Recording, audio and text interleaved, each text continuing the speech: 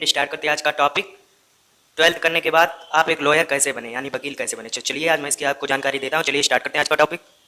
वकालत की पढ़ाई करने के लिए सबसे पहले आपको 12वीं तक स्कूल की पढ़ाई पूरी करनी होगी।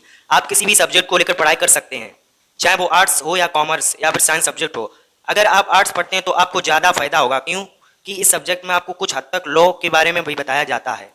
जैसे ही आप 12वीं की परीक्षा पास कर लेते हैं, उसके बाद आप लॉ यानी वकील बनने की पढ़ाई करना चाहते हैं तो इसके लिए आप एंट्रेंस एग्जाम देना होगा। भारत में ऑल इंडिया लेवल पर सिलेट एग्जाम काफ़ी ज़्यादा पॉपुलर है, जिसका पूरा नाम common law admission test. Exam को देने के बाद आप लॉ कॉलेज में एडमिशन ले सकते हैं, जो कि पूरे 5 साल का कोर्स होता है। इस एंट्रेंस एग्जाम में एक कॉमन टेस्ट होता है सभी लोगों के लिए जो भी लॉ की पढ़ाई करना चाहते हैं, जिसमें आपसे इंग्लिश, लॉजिकल रीजनिंग, लीगल एप्टी, गणित और जनरल अवेयरनेस के बारे में सवाल पूछा जाता है। सिलेट एंट्रेंस एग्जाम में बैठने के लिए आपको कम से कम 12वीं पास होना चाहिए 50% अंकों के साथ।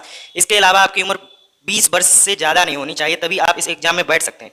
इस एंट्रेंस और भी कॉलेज हैं जो आपको अलग से लॉ की पढ़ाई करवाते हैं। ये college Symbiosis law school, national law university Delhi and Jindal global law school हैं। सारे test law school admission counselling, law school admission counselling अंतर्गत आते हैं, जिनके एग्जाम देके आप लॉ की पढ़ाई करके लॉयर बन सकते हैं। जैसा कि हम सभी लोग जानते हैं, कुछ पढ़ाई करने के बाद हमें उसके ज्ञान के लिए इंटर्नशिप करना बेहद जरूरी है। सेम इसी तरह लॉ स्कूलों से पढ़ाई पूरी करने के लिए बाद में आपको इंटर्नशिप करना होगा। इंटर्नशिप के दौरान आपको कोर्ट कचहरी के बारे में सब कुछ सिखाया जाता है कि कोर्ट की हियरिंग कैसे होती है, कैसे दो वकील वकालत करते हैं, किस पक्ष के लिए। तो इसलिए आपको इंटर्नशिप करना जरूरी है। इंटर्नशिप के बाद